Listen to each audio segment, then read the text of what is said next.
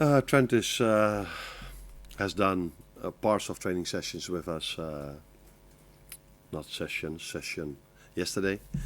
So let's see how he is today. He will train hopefully with us again, and then we have to decide if we take him to the game, yes or no. And Joe is it's his same leg again where he had the injury last time.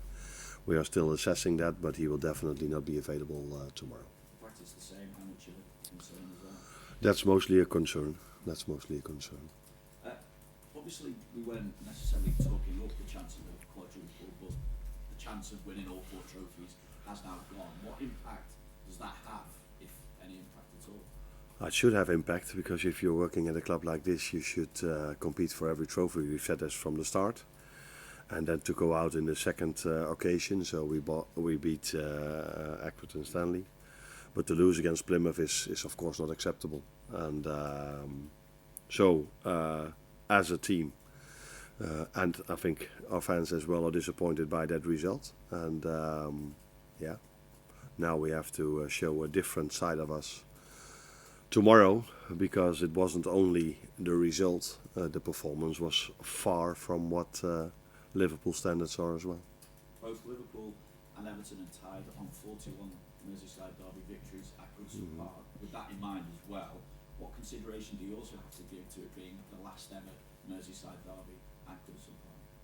Sorry? I just wonder what consideration you have to give to it being the last ever Merseyside derby at Goodison Park as well, because there'd be a lot of emotion, certainly from an Evertonian perspective, behind that, and maybe that can impact the atmosphere on the night as well. Yeah, I think it's an extra reason why the atmosphere will probably will be even better than all the occasions before. But I haven't been to one, but people tell me at Goodison Park, as at Anfield, but it's always a fantastic atmosphere. Home supporters are there to support their team, and the away fans are mostly loud as well. So it's probably going to be a fantastic atmosphere, and that's always that's never easy to play against, because every single time they cross the halfway line or they get a corner kick or whatever happens, the fans will cheer for that, and then you have to be mentally really strong as an away team to resist all that, the complete atmosphere, and you still have to be focused on what you have to do, defending the corner kick, defending the set piece, and when you have the ball, be as calm as you can in this fantastic atmosphere. But it's not the first time for these players that they are playing in atmospheres like this. So I hope that they can focus on what they have to do.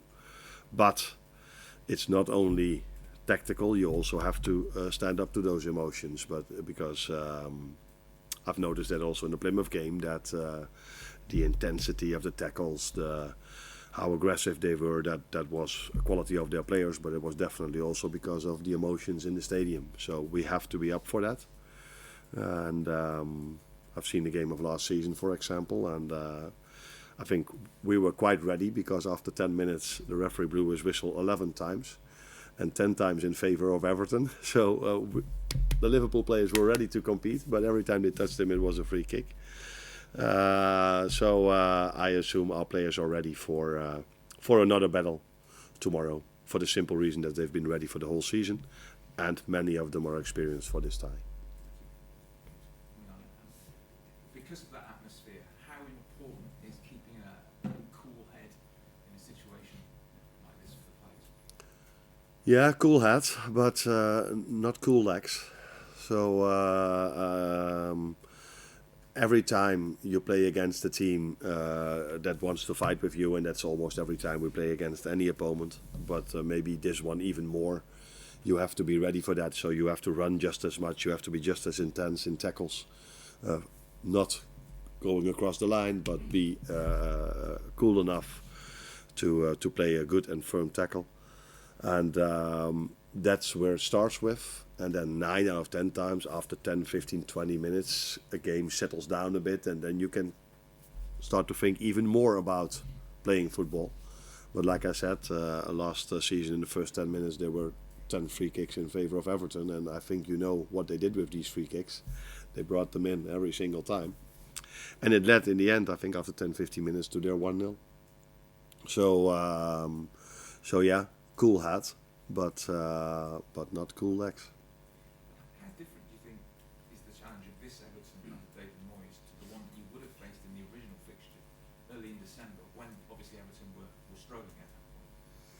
Yeah, they were to a certain extent. I think they picked up some good results as well away at City and I think away at Arsenal as well. Some clean sheets, some draws. I think those were very good results from an Everton perspective as well. If you go away, if you have to play away games like that. But yeah, you cannot. Or let's say it differently. I'm aware of the fact that David took over 4 games and he's won 3. So that is definitely a great accomplishment from him, and they are definitely maybe now in a better place than they were a few weeks, months ago. But yeah, the weather circumstances are a bit better maybe as well. Hi Arne. 7 out of the last 10 Merseyside derbies at Goodison Park have been draws. What does that tell you, and has that played a part in your preparations for this one? Now, it definitely tells you how difficult it is for both teams to win from each other. So when David Moyes came there in 2002, he took a team that was fighting against relegation, and he made it a club that was in the end playing top 4. So he done incredibly well, but the last few seasons, Everton were more playing, were not competing top 4 anymore. So a team like that, normally Liverpool would get more points, more wins against teams that are around Everton than the ones they did over here. So it tells you how difficult the away leg for Liverpool is if they play Everton away. And yeah, that we all know, because as long as I'm in football, I know that derbies are always more difficult than facing the same team that's somewhere around that position in the table. But then it isn't a derby. That's clear, because fans bring the best out of players. I've experienced this a few times already here at Anfield. I've experienced this many times at my former club.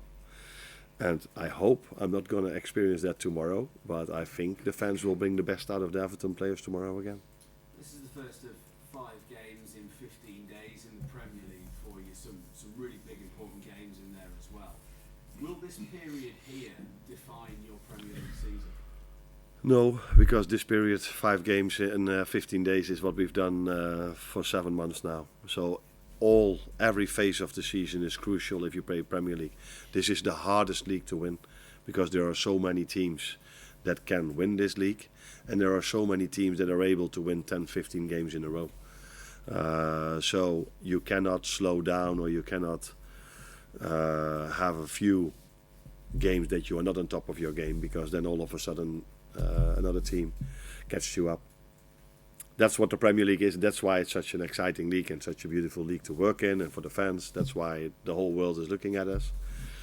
For that reason, in my opinion, Arsenal last season, after they went to Qatar, I think they won the first 8 games and only lost 2 of the last 15 or 17. But still, City were able to win the league because they probably win every single game. I don't know exactly, but so yeah, that's the league we are in. So the upcoming 5 are important, but after that, the 9 afterwards are important. But the first, how many games did we play? 23, something like this, 24, has been just as important. Obviously, no one wants to get knocked out of the cup competition, but was the more positive being that it frees up a bit of space and be able to manage the workload for the 2 competitions and 1 final you've got that? There was a wise man that once said to me, nothing good comes from losing a football game, and I completely agree. So we would definitely have preferred to play 6 games in 18 days, or 7 in 21, or 8 in 24, because that's the schedule we are in. Now, with us losing this game, there's one moment where we have a normal week, but that's definitely not what we wanted when we went to Plymouth. We were, how should I say this? It was difficult because the plan was, of course, to play with Joe for 60 minutes or longer. The plan was to start Curtis, but he came out Sunday saying that he didn't feel well enough to play. So then all of a sudden we missed 2 important players. I think people know Darwin's situation, that he became a dad 1 or 2 days before the game. So and that happened in Spain. So he came in a bit later. So there were some circumstances that weren't perfect when it comes to. The idea was to play with an even stronger team than we did now, but still this team should have been able to win that game.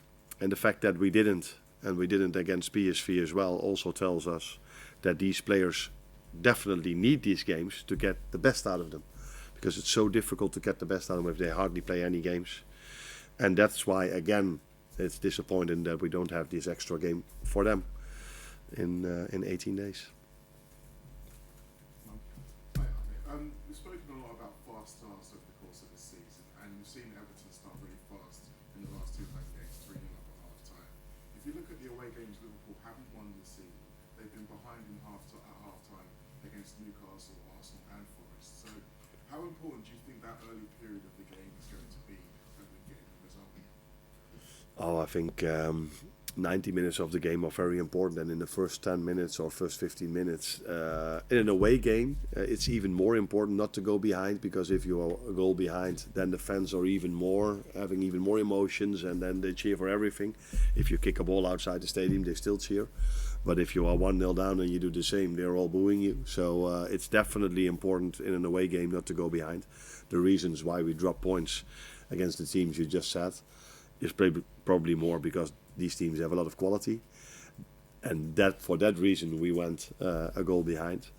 And then it has to do with us starting not so well, because I said it before, but at Forest, the 4 or 5 minutes we started really well, but one counter attack led to their goal.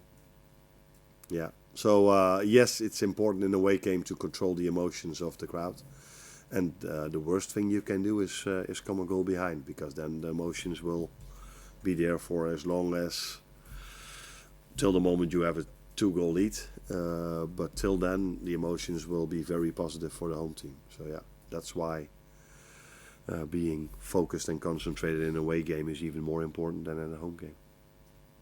The last one for the breakout?